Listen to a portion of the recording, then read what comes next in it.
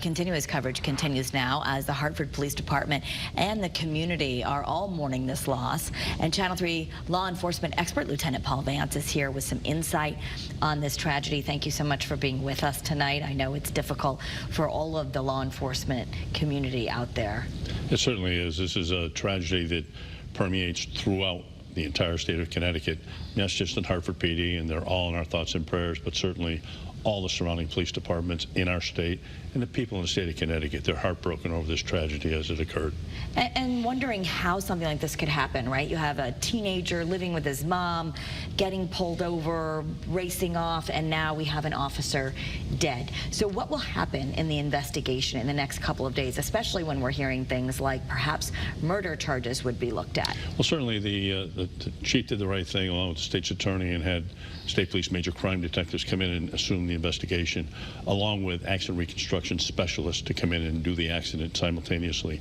They'll answer all the questions, the how, when, where, and why this occurred, and present the final product to the state's attorney for the state's attorney's review for possibly additional charges. And then that'll be the determining what they find, what charges. So we'll of course keep everyone posted, but also just the mental health of the officers. We know the Puerto Rican parade has been canceled for Sunday. That makes sense as they're going to be grieving, and we don't know about arrangements yet. But what will be done to support these officers? That's important to know that every single man and woman that wears a uniform and their civilian counterparts are human beings. And this is very, very difficult because Hartford PD is like a family. They all know each other, and this hurts, and this hurts very, very hard. So you provide them with employee assistance programs, peer counselors, clergy, whatever it takes to ensure their mental health, to ensure that they can continue on. Don't forget they're human beings. They do this every single day when there's tragedy. But this one is one of their own. This is a little bit harder. Yeah, well, and it's less than a year since we lost the officers in Bristol. So it's been a tough year for law enforcement in Connecticut. It certainly has, and you know, we saw with the tragedy in Bristol. Everybody's heart was broken. It's broken again. This shouldn't happen, and the support you can give to local, state, and federal law enforcement at this time of need is graciously needed by them all.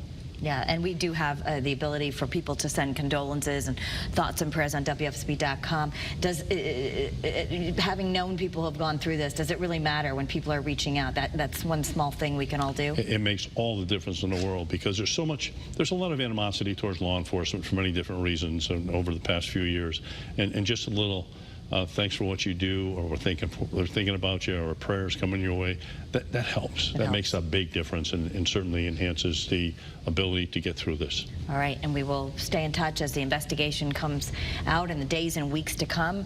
Channel 3 law enforcement expert Lieutenant Paul Vance, thank you so much for being back in our studios. Thank you.